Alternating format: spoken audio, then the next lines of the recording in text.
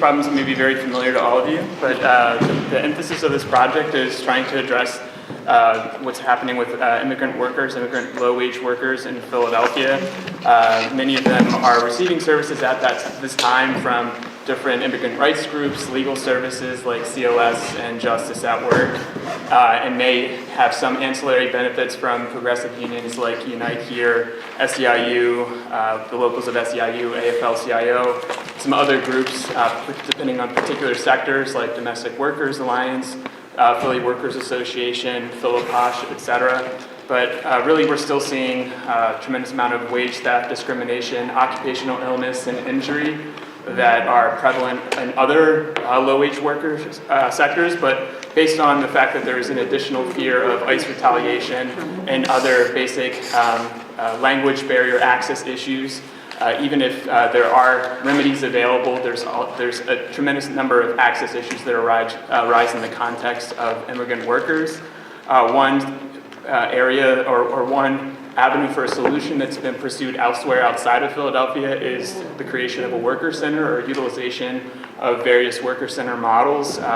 These worker centers have come about in the absence or the decline of unions to kind of engage with worker populations that were never covered under the National Labor Relations Act, and also to provide a panoply of other services that unions weren't really in a position to provide. And so this model often is kind of tailored to the interests of the specific sector in which the workers are working or the specific population needs.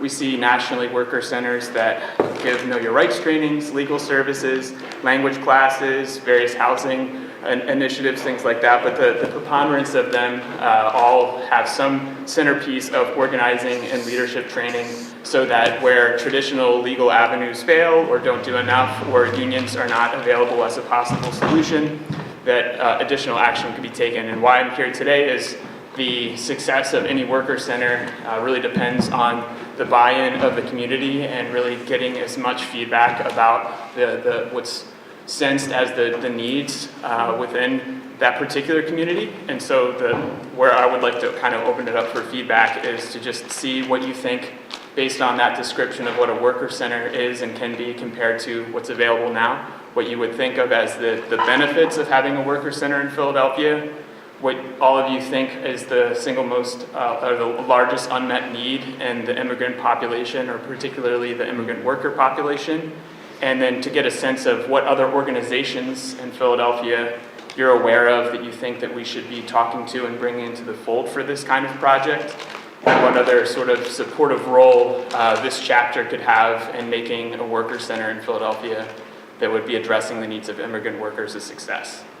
Can we first have your name? Oh, sorry, my name is Josh Schlackwitz. I'm a second-year law student at Temple Law. Can you tell us about how successful worker centers are that are already developed in other cities? There's definitely a range of success, but depending on how it's tailored, they can be very successful for fighting specific fights, like the Laundry Workers Center in New York has been successful in establishing a better standards in the workplace for laundry workers. If you look at Louisiana, New Orleans, the New Orleans Worker Center for Racial Justice, which has done a number of things and doing specific campaigns for different sectors and building solidarity across populations and between sectors. So they've done things with the migrant workers that were coming in the aftermath of Katrina, but also building a bridge to black workers that were also locked out of taking some of those jobs that where migrant workers were replacing them. So it's really, you see a lot of successes, but particularly successes where there's a sensitivity to the discrete problems or the unique problems of the specific city and location and groups that are involved. Where there's just a structure that's kind of overlaid, you might have some success, but it's not as successful as where there's actually, So, I'm founder of Caribbean Community in Philadelphia. I'm from Trinidad, Tobago. Right. I recently had an immigration forum. Okay. It took me months before I can actually launch it.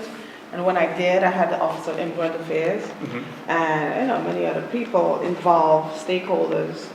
And what we got, the feedback from what was taking place is that I heard one community leader said to me, and this was so disheartening, that there were people right outside and they were so fearful of coming inside. So there are deep-seated fears within my community, Wow. and they're anti-establishment.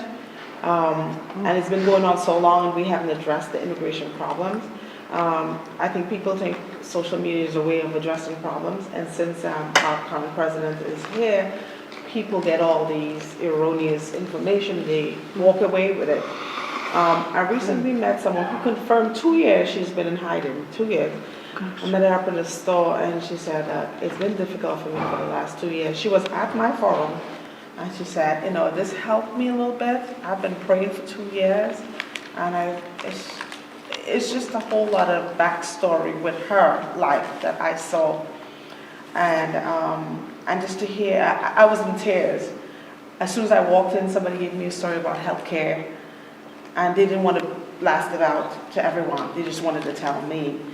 And before I even began the forum, I was in tears crying about the treatment that they got. So the thickness of the wall is so strong. I actually had the Haitian community in mind up in the Northeast. These are people who I know, friends I know, but the deep-seated fears are so strong. They would go back and forth with me, back and forth. Then finally they picked it back up again. We want it. I said, that's done. I already went in a different direction. So long story short, we have to do a lot more clinics, and that's what I'm planning to do. When it comes to the Workers Center, I see it the same. For Miriam to hear the fact that you guys are scared of us, and we're actually, very much an immigrant-friendly city. Right. Like never before. There's so many things going on. We're making so many connections and bridges to reach you, and we still feel like we're not reaching you. So I'm not sure if it's going to work for my community, but I'm willing to sign up and see what can happen. Seeing that we have immigrant clinics that we'll be doing on a more personal basis, right, to walk alongside and diffuse some things that have been so big in people's minds. It's really a lot of scare tactics. Ron, what is the group that Maureen is in, that Maureen works with? She worked for the National Service Center. National Service Center. National what? Nationality Service Nationality Center. Service Center.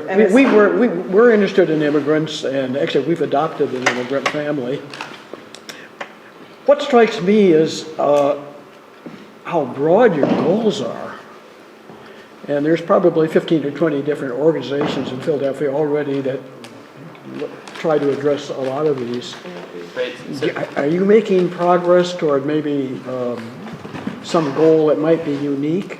For example, the medical care would be pretty unique for migrants, particularly who are living in little facilities. So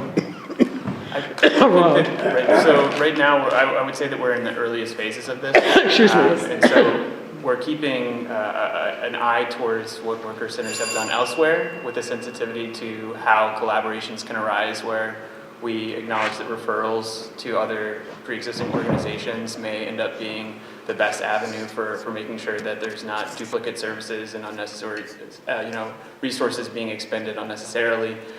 For example, there's some cities where in-house counsel or a large legal team at a worker center makes sense because there's not so many legal service organizations available. But here, what we've been hearing from talking to different organizations is that, hey, maybe you have feel out whether or not there's some volunteer attorneys that would be willing to come into a worker center in order to take some of the smaller cases that are underneath the radar, because there's so much need, a lot of a CLS work or Justice at Work can't keep all of the cases that come through their door. So we have that kind of attitude about how we can tailor the vision to where the need is. And so right now we're still, though, just in this phase of kind of sponging up all of what everyone is saying in terms of where the need is. But that's definitely the attitude, is that eventually when we move from the convening next Friday to writing a proposal to starting to actually take a leadership team and project where a board of directors would end up being, at each step of that process, there would be more and more refining of what the vision is, like an initial vision for maybe a specific campaign or a specific group of stakeholders that are being targeted, and how that might then build and grow into, offering a wider array of services. How many are there of you at the moment? Like I said, this is just an investigatory kind of project. It's also going to have an endpoint of seeking funding, and so. But I there's mean, are you no- the only one at the moment? So right now, the way that this is work is that it's a project that's been commissioned by Pennsylvania Citizenship and Okay. Immigration yeah, it's a Okay. great pick. So, Wow. where you're a member of Yeah, it, right? yeah. So, We are a member. yeah. I think so- it's great what you're Can I doing. interject a point here? Yeah. I heard about immigration and medical care. I just want you to know, and you can rely to this Donald Trump if you want, there are now 100,000 foreign medical graduates in this country, immigrants. 100,000. In fact, in late 60s, the immigration law was changed. There was, I believe, that was hard seller, principle, that they changed the immigration law because America had shortage of doctors. And they decided that immigrants, the number, the quota, because the immigration was based on quota, they removed that and they made according to the job, according to the education. And doctors were in the top of the list. That year, 1969, America got 10,000 new doctors, and now is 100,000. Very unique. Frank? Yeah, there's two things that come to mind. One is, are you familiar with Philadelphia Unemployment Project? Yes. I mean, they're a place that people could safely go to find a job, that they would be protected. Philadelphia Unemployment Project, it's in Philadelphia. They have a lot of connections and even van service and stuff like that. And then the other one I was thinking of is HIAS, which I guess you're familiar with. They have a lot of legal help, for immigrants. There's one thing, I asked the Asian community about a particular thing concerning immigrants. One of the things we don't do well is do our taxes. Like, how do we safely submit our taxes and work safely here in America? So I was told how they do it. I'm not sure, but and how do you have bank accounts and all these different things? Because these things are layers that make people feel unsafe. When you don't have a social security card, you can't have your money in the bank. You need to have cash. You get paid. You request money in cash. So those simple things build confidence and all that stuff. So there is a way to do it, but there's fears, because if you document anything, you feel like somebody's going to say something that's going to actually, get you. So also we're in the middle of the 2020 census, and April 1st is that action day for the census, so it's a big thing. We need every resident in terms of population, documented, undocumented, all types of people to be counted. And so that citizenship question is very big, that needs to be erased. And country of birth is what we suggest too. And without any, the backlash. So there's fears that you will lose a lot of money in Philadelphia as well as Pennsylvania, as well as state to state. Never before have all the emails and everything and all that's going from the state as well as, so there's a lot of those things that immigrants faced in the city and the state. Yeah, Sue. I'm You're a next. paralegal student at community college, and they have internships. You might look into trying to get an internship program with your group, Okay. because they have some good students, and they're accredited with the bar, even though it's paralegal. And I don't know, have you checked with Jobs with Justice? Yeah, one of my colleagues has. There's two other students that are also participating in this project right now, and one of them has had a conversation with someone from. And Bob and I are involved in a group that's kind of weird, actually, but they do a lot of good stuff. Eastern Service Workers. Okay, no, I'm not familiar. Yeah, Weird. there's a little bit of a downside, but they do. Suggesting. you probably know, in American law, for some dumb reason, service workers cannot unionize. Right. Yeah, that's Yeah. And so they're the poorest of the working poor. Mm-hmm. And Eastern Service tips Workers and tries to, they've been around forever. Okay. And they try to supplant the union function by giving people rudimentary things like food in order to get them politically enrolled, Sure. you know. You mentioned that you've been in touch with other workers. Sue, do you, or Susanna, do you want to nearby say something? or- No. Yeah. Those conversations, the closest one I believe was in New York. Okay. There's not many, there's only one tenuously active, I think, in the Pittsburgh area. The one I'm thinking of is in upstate New York. Okay. And I have a connection there, but they deal a lot, I think, there with farm workers. Specifically, wine growing district. So, I mean, if you wanted to talk to somebody there, I could put you in touch That with would be them. great. So, do you want me to give you a phone number? That would be great. Okay. I can do that. There's an organization in Philadelphia called the African Caribbean Business Council, and they're actually having an entrepreneurship seminar tomorrow that I'm going to for women. They may be a good They're not people. focused on that. They Well, have a the lot of worker, immigrants, well, but they are. It's small business, African business. You go to a Because I- lot of different meetings, you know. It's a small It's going business. to be very small. I get Yeah, around. ACBC is small business. So maybe that would be. It's immigrants, but business. So maybe more on the back end, like. Well, once you know, we- I mean, well, More trade and investment, international trade and investment. But I mean, if They're we all- were to go that. they're all basically workers. the And organization. I mean, Yeah. I also go to a Nigerian Catholic church, Igbo church, and they are probably the brightest church and most educated church in all of Philadelphia. But I mean, there's plenty of, Chief Church? hi chief. That chief, yeah. Oh, yeah. That chief, yeah. Yeah, I mean, so there are, I mean, connections, certainly. I think it just I mean, I need can- to I mean, go we can- around we- in this, because between her and I, we have all these other people Yeah. in terms of immigrant groups and stuff that we are involved in. Yeah. I But mean, everyone has a different slant. I mean, but you have a background Everyone's in different, and unions. nobody has a focus Isn't that- on workers' Yeah. rights, and we Yeah. need lawyers. That's the whole thing. We're so lack in lawyers who can just give up their time and services. We don't know who to go to. How about I'm talking about real stories. ACLU. ACLU. Yeah, they have lawyers that they do. Like, I asked them for lawyers recently at my one of my programs, and they said that they didn't have enough at this time to dispense. They gave me resources, but they couldn't offer any lawyers. So, I mean, we're just lacking altogether a lot of, like, labor employment lawyers.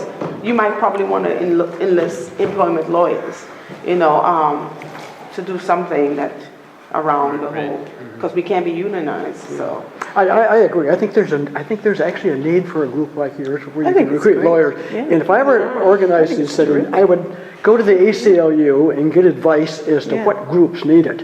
And the other group that I happen to know personally is the Education Law Center, Okay. which is another group made up entirely of lawyers who could get into how they could help, particularly the migrants, you know, and other immigrants, force educational benefits for these people. That's what those are the two groups that I would approach, because they're groups of lawyers, and that's what you are. And they would be able to tell you what areas can additional lawyers help. I agree with what Miranda said. They're going to say there's not enough lawyers, but what you can do is provide more lawyers. You won't believe That would be your I have one strength. particular story. I just walked in. I actually went for a copy of my, what was it, divorce, something that I went into. That's what I was told. My ex-husband lawyer was there. And the man, from the time before I even opened the door, the story is horrendous. The way how I got treated. And then when I looked inside, and the way the people were treated, he pulled me in the office, and the way I was treated, I was like, and then I started investigating, and they said, oh my gosh, that's just the tip of the iceberg. It's horrible. So we need good lawyers, trusted lawyers. it's a lot. We need students and everything, but trust is a big thing. It's a huge. Okay, we've Yeah. run out of time. Has this been helpful? Absolutely, I really appreciate it. You know, Good luck. I think that if we can help you in any way in the future, come, it's not that we have a lot to offer as a group itself, but as you can see, there's diverse experience here. Absolutely. And there's a definite need for more legal stuff to help, particularly the migrants who are just, they're being used, to work by people, and they go from place to place, and all sorts of legal issues that are there. And I haven't heard anybody any law group that's going to try to help those people, but there are many other groups that could be helped. Anyway, we need to go on. Absolutely. Thanks for coming. Thank you so much. Come back and tell us how. Come back and tell us. Check with Penn, because Penn